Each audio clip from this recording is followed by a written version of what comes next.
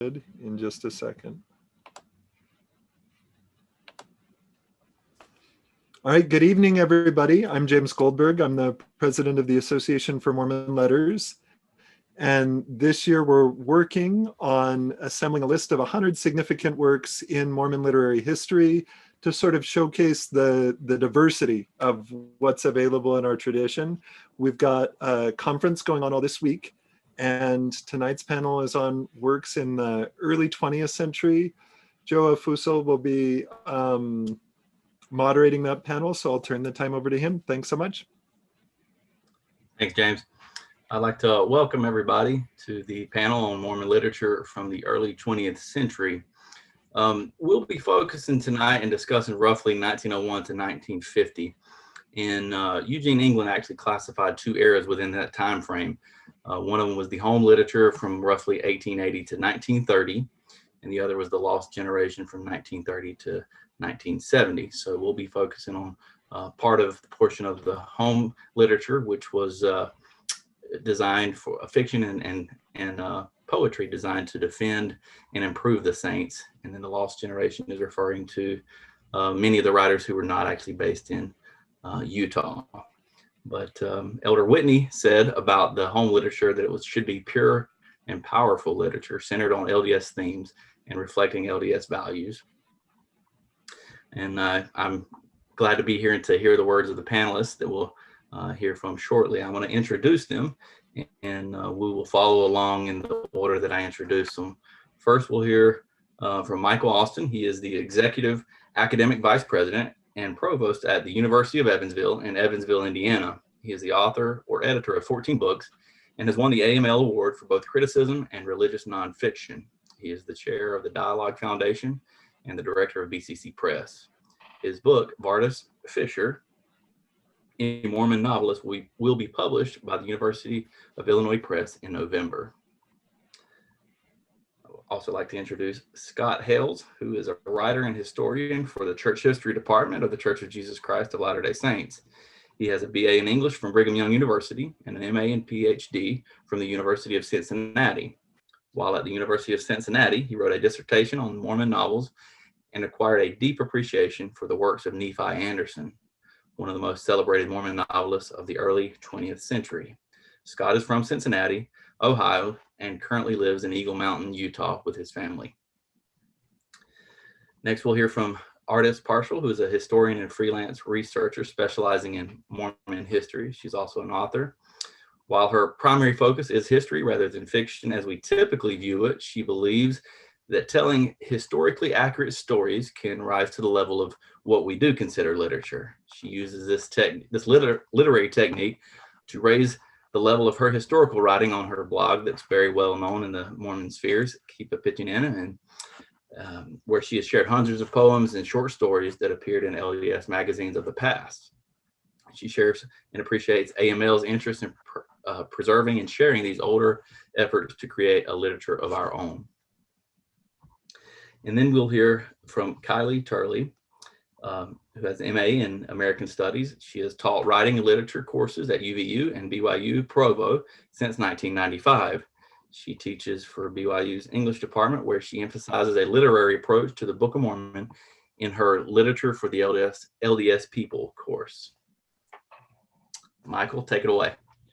Okay, I'm going to do something unforgivable, and that is I'm going to turn literature and history into math for just a second. And I have some charts here. What I want to do is give a big overview of this period. It's something that I'm working on right now and trying to fill in all the gaps. And I'm going to reference about 100 different books, but I'm not going to go into any depth about any of them, because what's really important here is the movement. And the movement tracks two timelines that I've been tracking probably for the last 20 years, trying to find as much as I can. And that is in the orange, and don't worry, I'm gonna break this up so you can actually see it.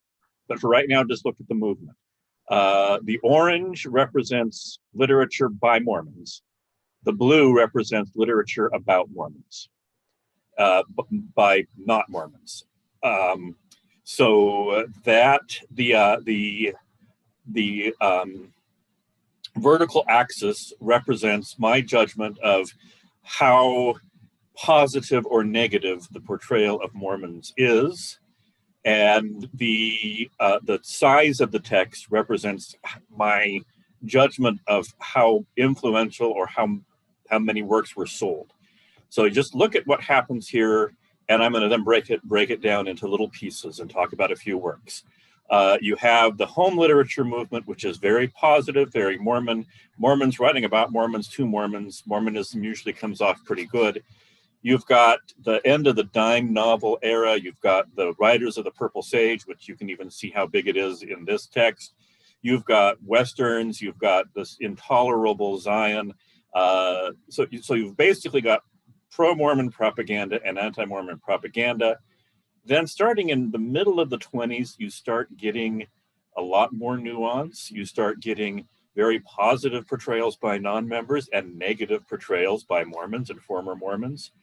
And then around 1943, all of the non-Mormons writing about Mormonism disappear, and everybody writing about Mormons is a Mormon, except they're about, some of the Mormons are harder on the church than the Zane Greys ever were. And you get some very deep critiques, and you also get some very, very positive press. So let me go through this really, really quickly. I only have very few minutes, and then we'll talk about it. But here's the first part of the graph. And I actually started in 1899 with the book The Mormon Prophet by Lily Dougal, which is probably the most positive portrayal of Mormonism by a non-Mormon in the first 100 years of the church. It's a very, very attempted to be a very, very fair biography or biographical novel. B.H. Roberts praised it, but that was an outlier. Most of the writing about Mormon is in dime novels, which are basically comic books with 6 pages of typeface #2 fonts so that you can't read it. You get things like Secret Work in Salt Lake City, which is about the caverns underneath Salt Lake. It's in one of the volumes that Artis and I put out a couple years ago on Mormons in dime novels. You get Ezra the Mormon, Love Story of a Mormon, and Eva and the Elders. These are by Winifred Graham, who is a British activist who is trying to prevent the church from coming into England. And of course, you get Riders of the Purple Sage. You've also got, coming from the 19th century, things like Study in Scarlet, which are still very, very much read in this period. Then you have the home literature movement. There are some novels here. The cast of most of Nephi Anderson's novels on here. Elias, John Stevens' Courtship, second edition of Elias, some long poems, but most of the home literature is not in standalone novels. Most of it is coming in the 5 LDS periodicals. The Contributor, the Young Women's Journal, the Relief Society magazine, the Women's Exponent, and the Improvement Era. And as a matter of fact, in the Improvement Era, in the 1920s, 3 people who would go on to be novelists with a national reputation got their start in the Improvement Era, short stories. Frank Robinson, who wrote Westerns, Ardith Keneally, who wrote a number of books that were very, very well received, and then Samuel W. Taylor, who went on to write a bunch of novels. All of them got started in church periodicals. So you've got hundreds of poems and short stories, most of which are waiting to be discovered and republished. There's an enormous amount of work we can do in the periodicals. Most of the novels are self-published. Deseret News Press wasn't really a publisher, they were a printer. And most of them had appeared in the church magazines. And that's an enormously positive place to look. Okay, so then you get, in 1926, you get the novel Chariot of Fire, which is by what's his name? I know his name. It's by Bernard DeVoto, who is an outsider, but he was born in Ogden. His mother was Mormon. He had a very positive, but also pretty critical view of the church. And he wrote Chariots of Fire, which is not about Mormons. It's about a frontier prophet from Ohio that looks a lot like Joseph Smith. So it is him. This is really the first time you get a major novelist Bernard DeVoto, won 2 Pulitzer Prizes for both history and fiction, major serious man of letters, took up a story that was recognizably the Joseph Smith story and is telling it from this insider-outsider perspective. Then you get Toilers of the Hills, that's Vardis Fisher's first novel, which is, again, a deeply respectful but not uncritical view of the Mormon colonists of Idaho. You get just 2 very positive novels, Hell and Hallelujah and The Proselyte by Susan Ertz. Hell and Hallelujah is by somebody whose name I don't remember, but I have it here. I wrote it down just in case I forgot.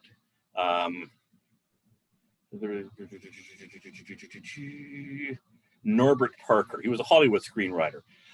Both of these novels are praised by, here, I think I moved too fast. They're praised over the pulpit. Susan Ertz's The Proselyte, she actually knew John Widtsoe in England and he kind of consulted on that. Her description of the pioneers crossing the plains was used in the primary curriculum. The teachers were instructed to read from it. So you get this, these strong non-Mormons who are writing positively about Mormons. And then you get The Fighting Danites, which is by Dane Coolidge, who was Calvin Coolidge's cousin, which was, that was, of all of these books, other than Riders of the Purple Sage, this is the only one still in print. Like, you can actually go buy this new. It was pretty popular. You also hear, all of these are Vardis Fisher books, but you get 2 authors who in the 20s and early 30s are authors from the Mormon or Mormon adjacent sphere who launched themselves into popular fiction in a very big way. They became actually very well known, and they both wrote a Mormon novel, but they both used a pseudonym when they wrote it. So one of these is Frank Robinson, who wrote over 100 hardback Westerns. And we say hardback Westerns to distinguish them from dime novels. He was Mormon, he was baptized, he didn't stay Mormon for very long. He lived in Provo. He was a columnist for the Provo Herald for many years. He did not write about Mormons as Frank Robinson, but he wrote a book called The Rocky Road to Jericho, which is 1936, 35 or 36. And this is a Vardis Fisher Children of God-like Mormon migration story, except the last third of it deals with the Mormon Reformation and talks about blood atonement, and it's just a very strong critique of that period. The second author, her name was Leela Horn Richards, who is not the same as Lula Horn Green, who was the editor of one of the early journals. Lula Horn Richards was an Episcopalian who lived in Salt Lake, who wrote a wonderful novel. She wrote it as Lee Neville, called Poplars Across the Moon. It's about a Mormon woman who adopts and raises 2 girls. One of the girls becomes an Episcopalian and one of them stays Mormon, and they're happy and they love each other and they love their mother, and we can all get along. And if I were to pick one novel from this list that I think that people ought to be more familiar with, it is Poplars Across the Moon. Okay, then we go, Caxton Printers is, this is a major thing that produces Western literature. Caxton Printers was started in Caldwell, Idaho. It was not a Mormon press, but it was a press that was devoted to Western literature. It published all of Vardis Fisher's early works. It published all of George Snell's early works. And it really begins to get something called Western literature, which has necessarily a Mormon component. Then you get kind of the Annus Mirabilis, Vardis Fisher's Children of God, enormously successful both critically and commercially. Best-selling book of the year, other than John Steinbeck's The Grapes of Wrath.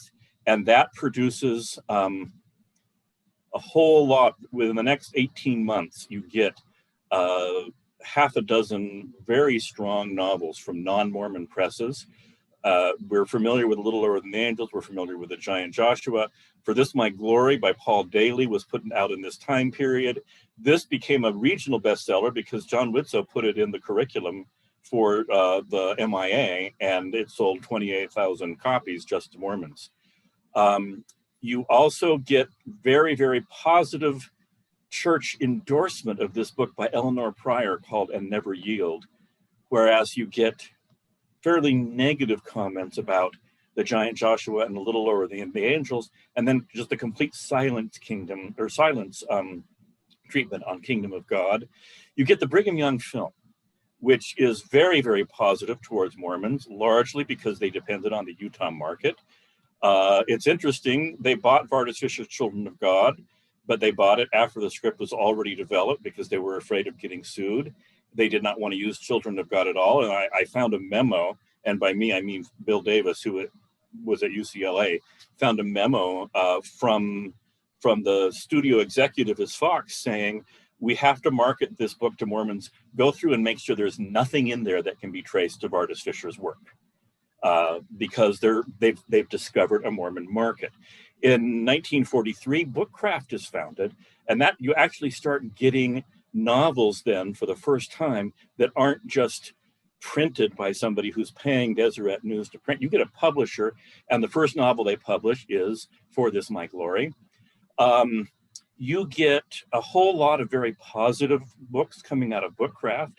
You get some fairly negative critiques. Glory Spent, Children of the Covenant, No Man Knows My History, somewhere on here, but it probably disappeared, is Nothing Ever Happens on Sunday Morning.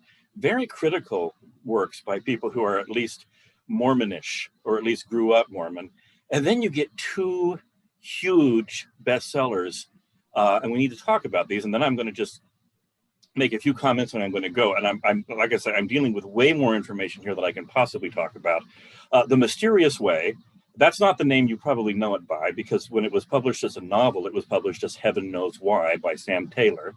But it was a bestseller, not as the novel. It was a bestseller because it appeared in Collier's magazine, which had a subscription base of 5 million readers.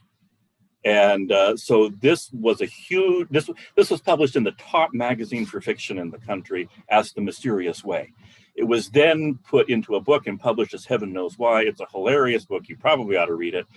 The other one is The Peaceable Kingdom by Ardith Keneally, which was a ladies' home journal serial and also a Book of the Month Club Ming selection. It sold over 400,000 copies. I actually am in correspondence with Ardith Keneally's niece, who has given me a whole lot of stuff about her aunt, Ardith. And these are both books that launch really more than even Children of God. Both of these books sold more copies than Children of God, though they didn't have the critical influence.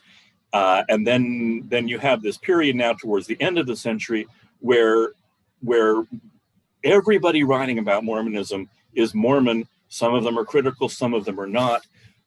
What's going to happen is you're going to get more and more very positive, sort of a second home literature movement because of Bookcraft, culminating in the 1954 novel Time or Eternity by Mark E. Peterson, which is exactly as bad as you think it's going to be.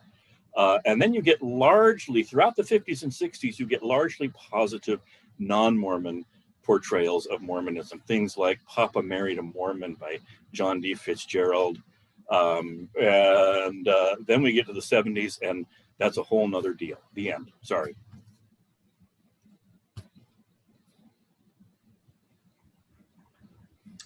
Great, thanks. Thanks, Michael. Go ahead, Scott. All right, well, I'm going to be talking mainly about Nephi Anderson, one of my favorite Mormon writers. And I think for those of you who don't know, Nephi Anderson was an extremely popular writer in the early 20th century. He really came to prominence in the late 19th century, the last decade of the 19th century. And then he became just hugely prolific, writing about 10 novels. He has one unpublished novel. He wrote several short stories. He wrote, I think, up to 3 novellas that I've seen, but there could be more out there. And he's just a very, very interesting writer. And I think what's interesting about him and his generation is that they were really the first generation of Mormon writers to make fiction safe for Mormon audiences. And I think in order to understand why Nephi Anderson and someone like Susie Young Gates and others were able to become as prominent as they were and as influential as they were in Mormon circles is the rise of several novel genres in the late 19th century. So for many years, Mormons read novels, but they were also condemning novels at the same time. Many church leaders were very suspicious of novels because one of the things that novels did is they romanticized monogamy, and that was troubling to a lot of people. And so as long as Mormons were polygamous, the traditional novel was just something that was viewed as dangerous just because of the way it romanticized monogamy. But then along came novels like Ben-Hur, biblical novels that were works of fiction, and yet they were spiritual in nature, and they showed that fictional works could teach morals and teach good lessons. Then you see the rise of other genres like the social gospel novel, which are these very Christian novels that again taught principles using fictional stories, and something like a utopian novel as well. That it's a novel that's designed to show society a better way of living. And so once church leaders saw that novels could be used to instruct youth, and once the church itself began to distance itself from polygamy, novels became safer territory. And that gave rise to people like Nephi Anderson, who could then go off and write fiction in a way that would instruct. And as Lisa noted yesterday, a lot of these works that were written at this time were targeted towards youth. And I think what's interesting about them is that these works oftentimes were written as a way to help young Latter-day Saints know how to be Mormons in the modern world. And that's largely because this was such a radical, a time of such radical change in the church. And that's something you see time and time again in Nephi Anderson's novels. So some of the changes, I have a list here, some of the changes that were occurring during his lifetime, really when he came of age as an adult, these changes were beginning to happen. But the most obvious being, the Latter-day Saint retreat from plural marriage,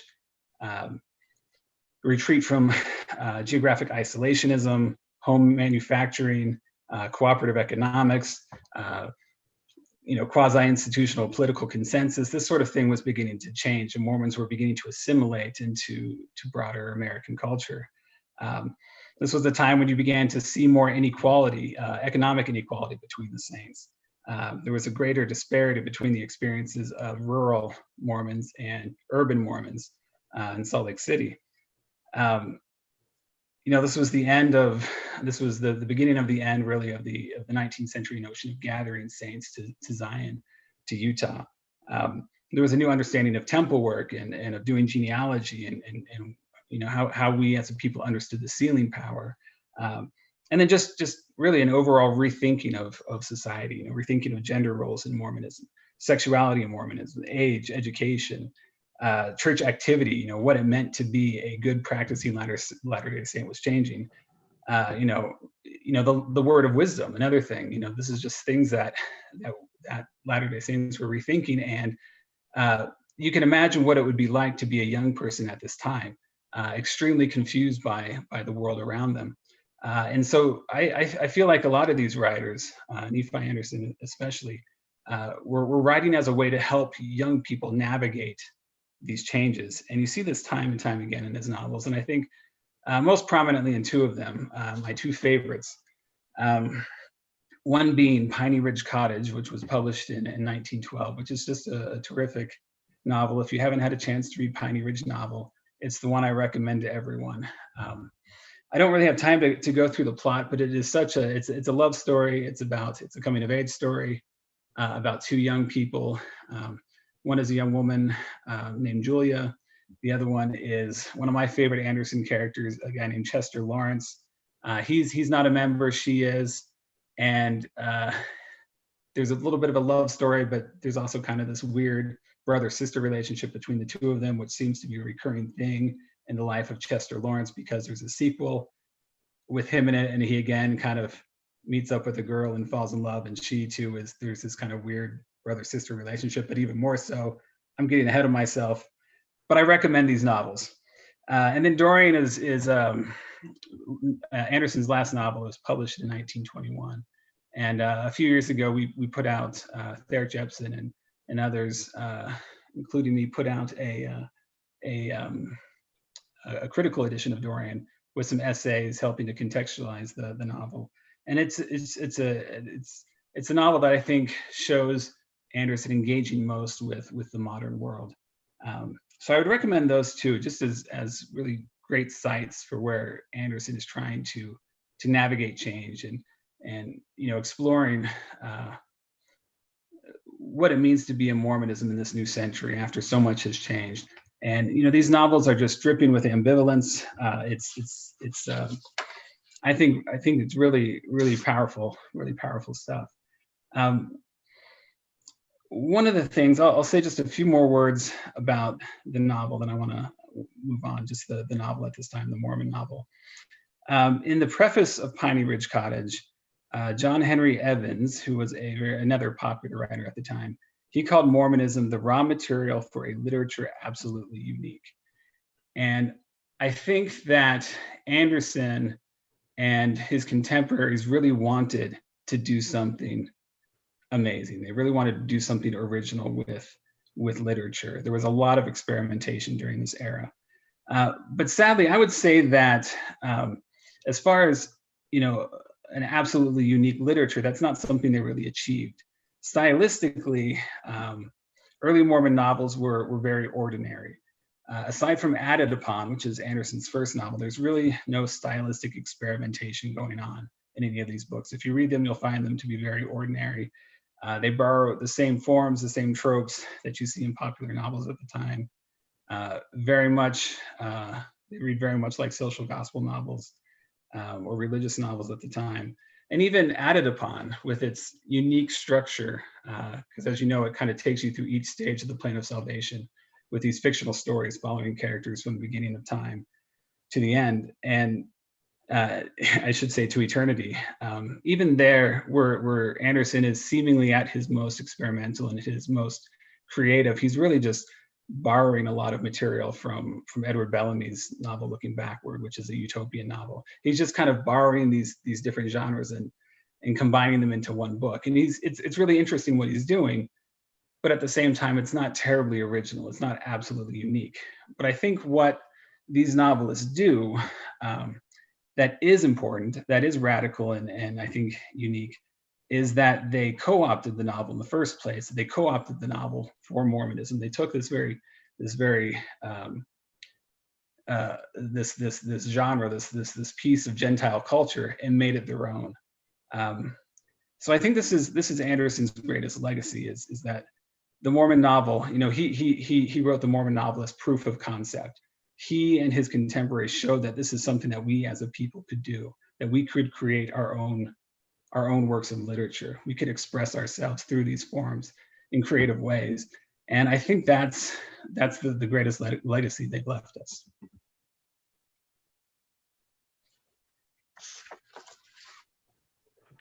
Great, thank you, Scott. All right, artists, go ahead and get started here. My chief interest in Mormon literature is more historical than the art of the literature. I like to look at what it meant to our grandparents when they read it and what we can tell about ourselves as a people from the kind of literature that we produced. I've posted a lot of early 20th century literature that appeared in the periodicals, posted it on my blog. And what was fun there is that I didn't just post it to make it be available. We had a group of people that read them together and then talked about them in the comments. And it, in a lot of ways, felt like we were duplicating the experience when these short stories first came out. My favorite period is in the late teens and early 20s, partly because that's kind of a between period in Mormon literature. Before then, with the home literature movement, most of our lit was heavily grounded in Mormon history. There's the defensiveness about polygamy. some of the things that have been already said tonight. It's based with the background of crossing the plains or the Utah War. And then what comes after it is also, comes after the early 20s, is also heavily based in Mormon history, crossing the plains again, but it's less defensive and is more cynical and jaded. That those few years in between, I think that's when we were really ourselves. The novels that I'd like to talk about tonight are written by Julia Farr, Venna Hastings, and The Great Experience. Hers were different for more than one reason. First of all, she couldn't tell a story that was deeply grounded in Mormon history because when she wrote her novels, she had never lived in Utah. She was a convert in Brooklyn, New York, baptized in 1918. She published several letters to the editor about Mormons and Mormonism, and they're very different from the kinds of things that we get from generational Mormons. She doesn't get defensive at all. She doesn't try to persuade anybody of anything other than, these missionaries are nice boys, you should be nice to them. And as she writes her novels, that's what she continues.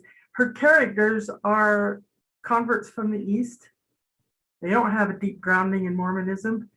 Venna Hastings was, I think, Julia Farr's alter ego. I should tell you a little bit about Julia, perhaps. She was born in 1876, so she was 40-ish when she was baptized. Her name was really Julia Trumpler Mosauer, I think is how it's pronounced. Julia Farr was her mother's maiden name that she used for her pen name.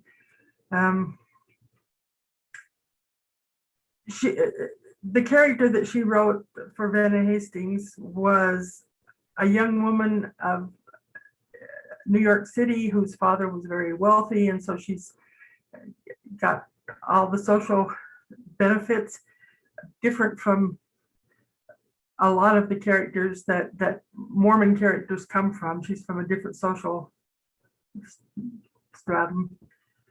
Her character, Venna, undergoes some very difficult life experiences with the death of her father and being betrayed by a husband. And she moves around a little bit from place to place. And she's interested in religion, not from the kind of sense of arguing about what is true. She's got some ideas about religion, and she's looking for a church that teaches those ideas. She runs across Mormons a time or two. She also runs across Christian Scientists and Methodists and just about everybody else. This allows her to experiment. What do these people teach? Do they satisfy the questions that I have? But of course, Julia Farr is setting things up for a Mormon conversion. The things that interest Venna are, curiously enough, that scripture that says, if any of you lack wisdom, let him ask of God, or some of the things that we know Mormons are going to impress her. Once she becomes a convert, she stays in the East, and she has a very different experience with outsiders than those who are grandchildren of Mormon pioneers in Utah. The usual Mormon story could talk about insiders and outsiders and how they were persecuted by the outsiders and so on. Venna can tell how difficult it is to be with people who don't acknowledge the good points of her new religion, but also tell what it's like to be disowned by family when you join the church. Her first book was published in Independence, Missouri with the Zion's Press, which, like the Deseret News Press, was also a press for hire rather than a publisher. And her second book was published in Salt Lake through the Deseret News Press. Venna moved to Utah in 1919, going to Ephraim, of all places, a small town. I suspect that one of the missionaries that she had known must have drawn her there. I don't know why else she would have particularly headed there. She sells her books herself. She speaks at book clubs. The book club in Ephraim even reads Venna Hastings aloud a little bit each month. And she finds some acceptance. People like her. She arranges that Beehive girls can buy her book at a discount and just things like that. She works to fit into the community. Second book's published in 1920. She does a little bit of poetry for the Young Women's Journal and so on. And from all that I can gather, she seems to have been decently successful and relatively happy as a Mormon and as a Utahn. I do not know why in the early 20s she suddenly left the church and moved back to Brooklyn, where she spent the rest of her life. There's a little bit of hint in the 1930s, some things that she writes that are deeply critical of Mormons, and I might get some idea of what the problem was. I suspect that even though her work was accepted, she didn't find the social prominence that she kind of expected from her background. That she kind of, I think she wanted to be treated with a little more reverence or influence than she actually had. But she writes some interesting stories. I think they're well done. I find her conversation especially well done, not stilted like so much of, sorry, most of our early literature was amateurish. She has a knack for just a cut above the average Mormon short story of that era. And anyway, I'd like to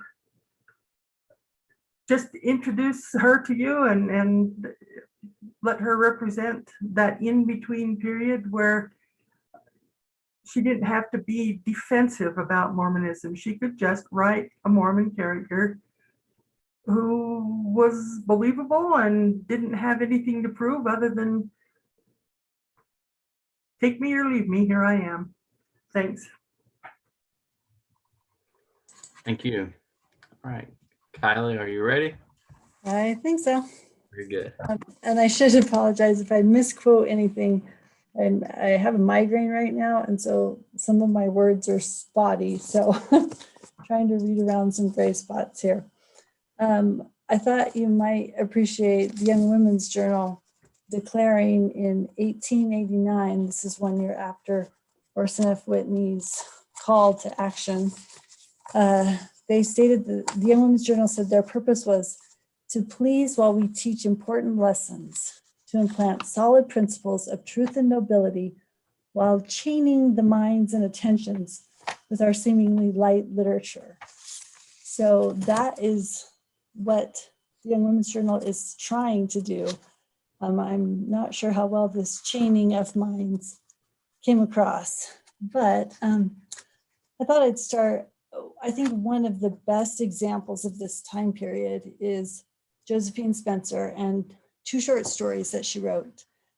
In 1910, she published To Keep, which is the story of Bertha and her husband Hal and their son Bob. And essentially, Bertha has this baby and she just loves this baby. He is hers to keep.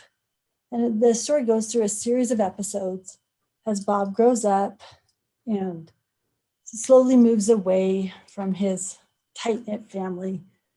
And yet the whole time, Bertha is reiterating this desire to keep her son. And just in case you missed the point, to keep is in quotation marks through the whole story. And it starts to get very tedious and very annoying by the end of it. In 1928, Josephine Spencer published in the Relief Society magazine, Little Mother, which is clearly a rewrite of To Keep, which is fascinating. Rarely do we have drafts of early Mormon novels like this. So essentially, I don't know, we have a first draft and the final product here. But it is so stunningly changed It's amazing the difference that we have going on. From the beginning, the names are changed. Instead of Hal, we have Big Man.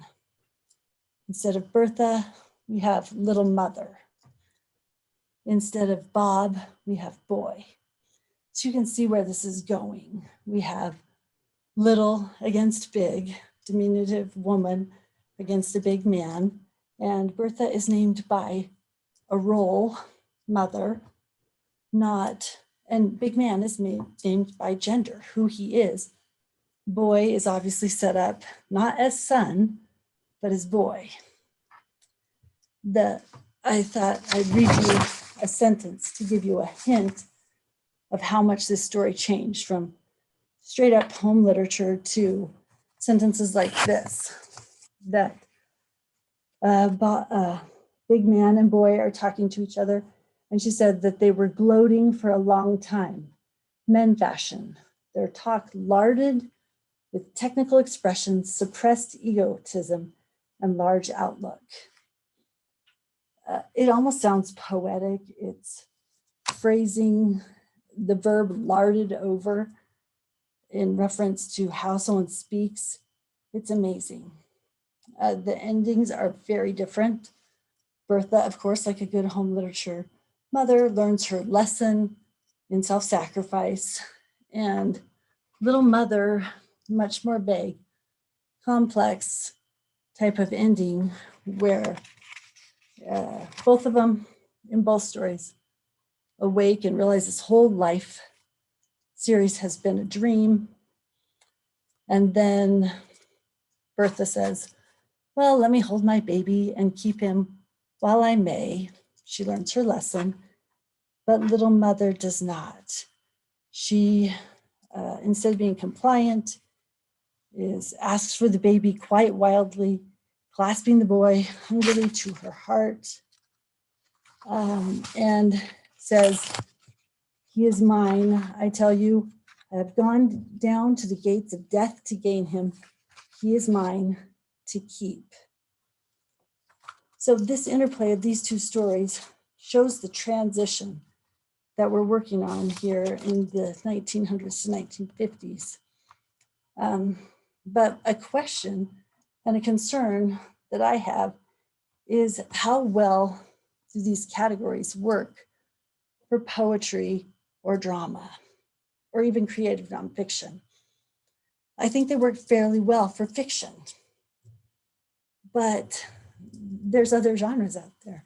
And I'm not sure that this is at all, that they're that helpful as categories. And we try to squish things into them that don't necessarily make sense.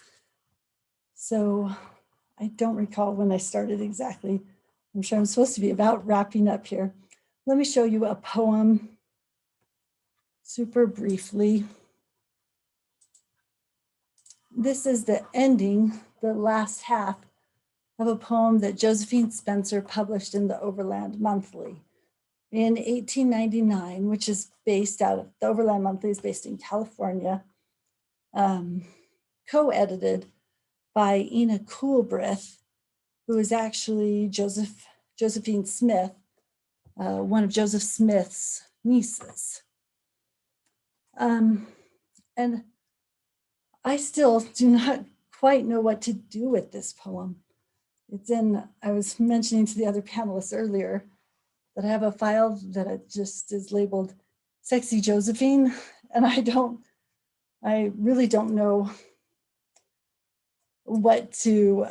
how to think about this poem where you have moonlight that's personified as a woman, as a female, and is moving across the landscape in the poem. And I can let you read it yourselves as you read through this last half. I think you'll find it's very sensual type of language, shockingly sensual for someone for a young, well, she would have been late 30s in 1899 in the Overland Monthly. a single woman. She never was married.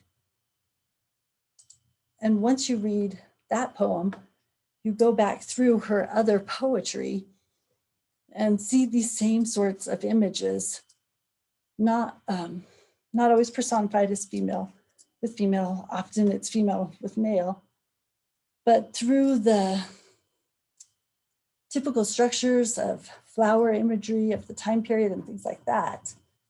We have something really sensual going on. And I don't know how to read that, how to deal with that. I don't think we have categories yet or ways to talk about that. I guess the last thing I wanted to just mention and maybe bring up as a topic or something to discuss is the judgment we do of the literature from the past. And I think that it's especially interesting with poetry. Now I can't find all my quotes, but Robert Hughes mentioned that 1930 is the peak of LDS poetry. Most read, most popular, and it's gone steadily downhill since then, to the point where poetry is hardly read at all now. And it seems to me to be striking that at the same time, we've also gone up in, I don't know what you want to call this, but intellectualizing or bringing the poetry to the university with critical approaches and, that it becomes the purview of professors are the poets and things like this. So it's a question to me if we've done a service to poetry and to these other genres by slipping them into the same categories. So my last question is to think about ourselves as readers.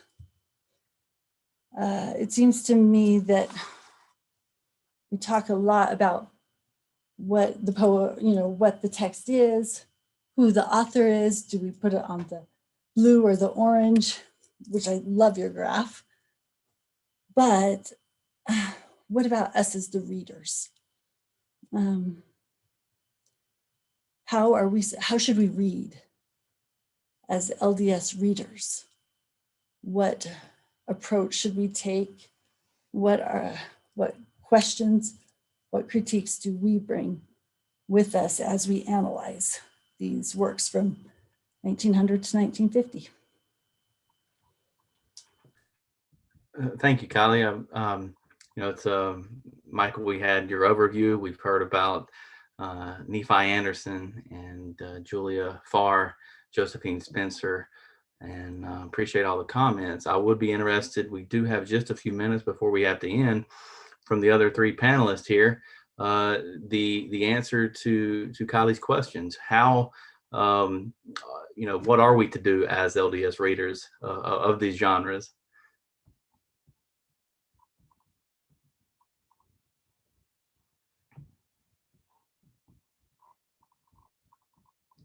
Michael, if you'll unmute yourself. I think any kind of definition or categorization produces insights, and it produces blind spots. This is sort of the Paul Demond way of speaking of it. So when we say here's some periodization, that helps us to think certain ways, and it also closes off thinking certain ways.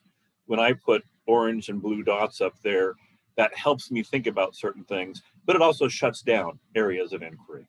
And that's the trade-off we're always making. So I think that I don't think critics need those things. We need those things in order to write books and write articles and do literary criticism. I don't think readers need those tools. I think readers of poetry just need to be swept up by the poetry. And I will say that at BCC Press, we do believe poetry is important, and we're doing our darndest to make it happen. But I don't think I don't think most readers are well served by the academic distinctions that literary critics make. That's tenure producing. That's not knowledge producing. Thank you, Artis and Scott. We've got about 2.5 minutes for both of you if you want to share your thoughts on that as well. I'm a reader. I'm not a critic. The readers of my blog have just been readers who have enjoyed responding to the stories and poetry. Sometimes it's a little more than I like this or I didn't like that. More often it's, wow, look at this point and how it's changed in 80 years. But they're just reading it for the enjoyment. I think just as I was listening to Kylie ask her questions, I was thinking about my own kind of early engagement with Mormon literature and reading Eugene England all the way up to Terrell Givens and People of Promise, I think is the book, where they can be very dismissive of home literature, and there's kind of a tendency to say, well, this is a very amateurish work. This is a very naive literature, I think is a word that's thrown around, and they do tend to kind of put everything into this pot and give the impression that it's really all kind of the same thing.